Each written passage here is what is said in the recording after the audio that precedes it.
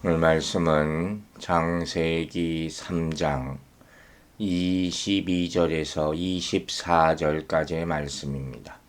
창세기 3장 22절부터 24절까지입니다. 자, 3장 22절 말씀 읽도록 하겠습니다. 여호와 하나님이 이르시되 보라, 이 사람이 선악을 아는 일에 우리 중 하나같이 되었으니 그가 그의 손을 들어 생명나무 열매도 따먹고 영생할까 하노라 하시고. 자, 하나님이 이들이 선악과를 따먹은 데 대한 그런 어떤 일을 행하시는지가 본문의 내용에 나옵니다. 여기서 보라 하는 감탄사가 나오는 것을 볼 수가 있죠. 이 문장에서는 선악과를 따먹음으로 인간이 선과 악을 알게 되었음을 하나님께서 탄식하는 그런 의미가 이 단어에 나타나 있습니다. 하나님께서는 인간을 지으시고 선악과를 따먹지 않고 에덴 동산에서 영원토록 행복하게 살기를 바라셨을 것입니다. 그런데 지금 그러한 기대가 무너져 버린 것이 얼마나 안타까우셨겠습니까? 그래서 이 감탄사를 통해서 우리는 당신의 백성이 당신의 뜻에서 멀어져서 멸망의 길로 나아갈 때 탄식하시는 하나님의 모습을, 그 안타까워하시는 모습을 발견해 볼 수 있는 것입니다. 이 사람이 선악을 아는 일에 우리 중 하나같이 되었으니 라고 되었어요. 여기서 안다는 말은 단순히 지적으로 아는 것뿐만 아니라 체험을 통해서 익숙해진다는 그 뜻까지 포함하고 있습니다. 즉, 아담과 하와는 하나님께서 창조시 부여하신 능력인 선을 알고 행하는 능력뿐 아니라 선악과를 먹음으로 인하여 악에 대하여도 깊이 알고 체험함으로써 익숙해지는 결과를 낳게 된 것이에요. 다시 말해서 알아서는 안 되며 알아서는 불행하게 되는 것까지 아담과 하와는 알게 되었던 것이 이 선악과를 먹은 결과인 것입니다. 뿐만 아니라 점차 선을 알고 행하는 일에는 무능하게 된 반면에 악에 대해서는 점점 능숙하게 되는 것이 큰 패단이라고 할 수 있는 것입니다. 그들이 몰랐던 사실이죠. 바로 이로 말미암아 인류의 불행이 시작되고 가속되게 된 것이에요. 이것이 곧 오늘 우리가 본 3장에서 하나님께서 금하신 선악과를 따먹은 비극이 나타난 후에 4장에서는 형제간에 죽이는 그런 사건, 최초의 살인이죠. 이것이 나타난다는 사실에서도 증명되고 있는 것입니다. 자, 생명나무 열매도 따먹고 영생할까 하노라, 이렇게 우려하셨어요. 이 말을 하나님께서 쓴 이유는 하나님께서 이를 두려워했다는 그런 의미가 아니에요. 하나님께서 크게 걱정하셨다는 하나님의 우려를 보여주는 그런 모습이죠. 실로 당신의 형상대로 창조된 인간을 너무 사랑하시는 하나님께서는 인간이 죄를 지은 불행한 상태에서 영원히 사는 것이 절대로 좋지 않음을 아셨기 때문에 생명나무 실과를 먹고 영생할 수 있는 그런 원인 자체를 제거하기로 마음을 먹으신 것이에요. 죄가 들어간 후기 때문에 죄가 있는 상태로 영원히 산다면 그것보다 불행한 일이 어디 있겠습니까? 여러분, 죄로 오염된 몸을 영원히 가지게 됨으로써 구원받을 기회를 전혀 갖지 못하게 된다면 그보다 더 큰 형벌이 어디 있겠습니까? 그래서 우리는 죽지 못하고 사는 지옥의 삶을 영생이라고 하지 않고 영벌, 영원한 멸망이라 이렇게 부르는 것입니다. 이렇게 하나님이 금하신 것은 하나님께서 에덴 동산을 폐쇄하는 결단으로 나타나게 되는 것을 볼 수가 있습니다. 그러면 인류는 이것으로 끝이냐? 아닙니다. 이 자비로우신 하나님께서는 나중에 그리스도를 믿음으로 구원받은 성도들에게는 새 하늘과 새 땅에서 다시 생명나무의 실과를 먹음으로 영생하는 축복을 주실 줄로 믿으시기 바랍니다.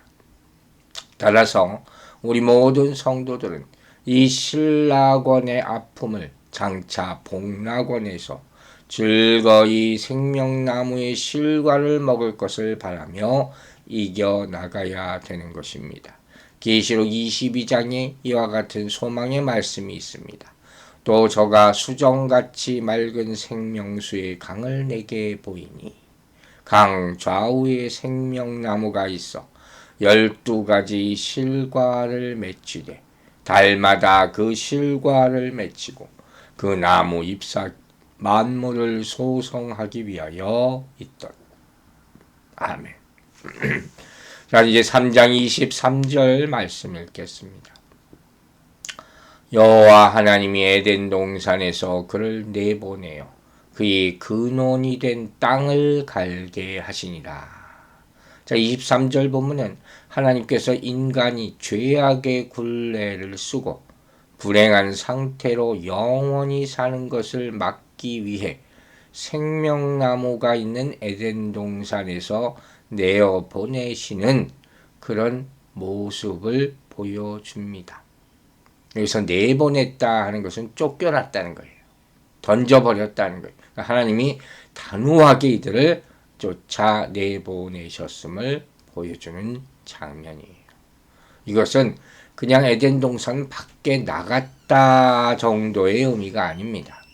이 모습은 인간이 죄로 말미암아 그 생명의 근원이신 하나님으로부터 끊어졌다는 거예요. 뭐를 의미합니까? 죽음이죠. 죽음을 의미하는 거예요. 물론 에덴 동산에서 추방된 인간이 그 즉시로 죽지는 않았습니다. 하지만 에덴에서 추방된 인간이 가진 생명은 단지 육신의 생명일 뿐이었다 하는 것이에요.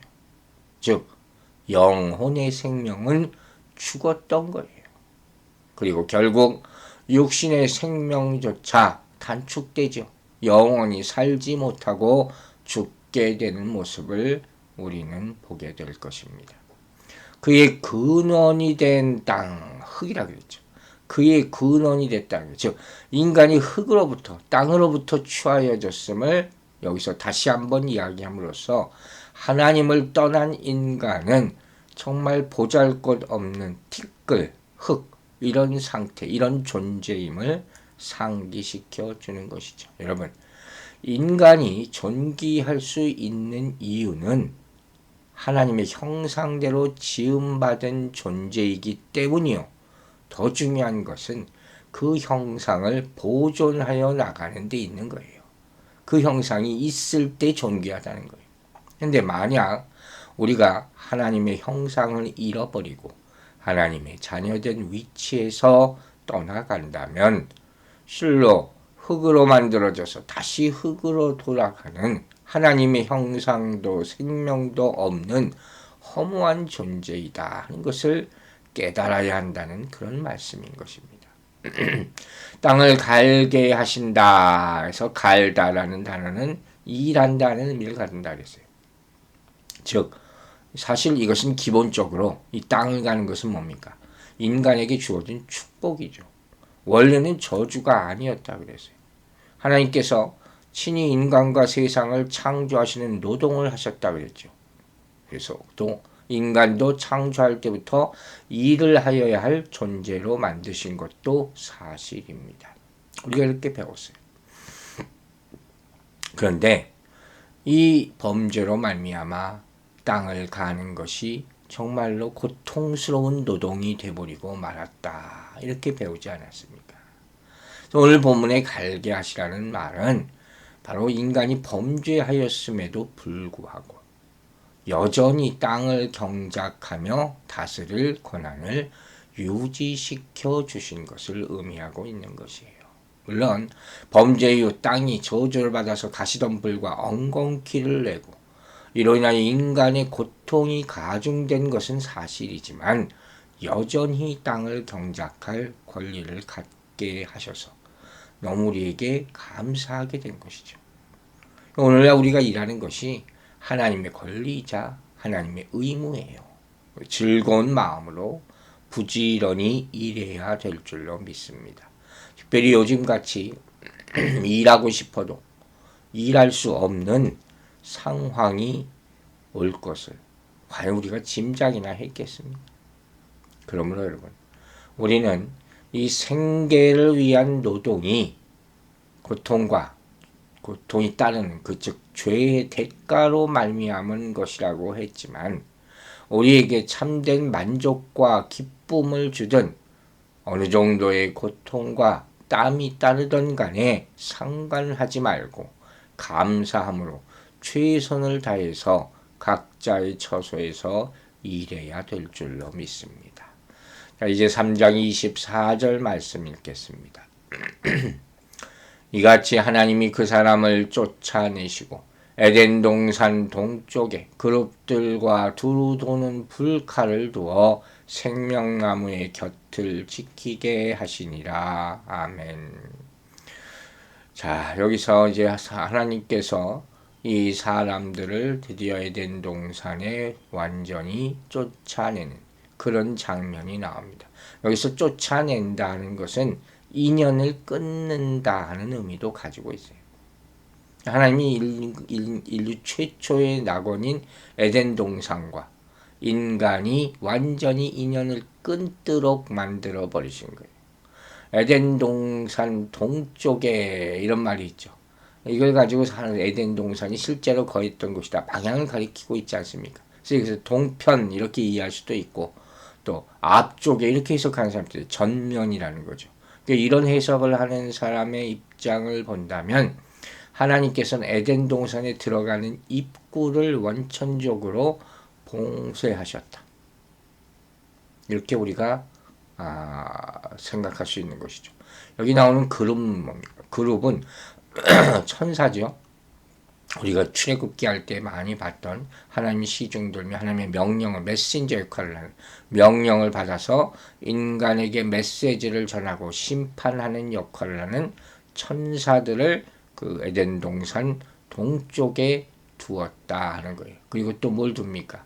두루 도는 불칼을 돌았다. 화엄검 이렇게 얘기하는 거예요. 불칼이죠.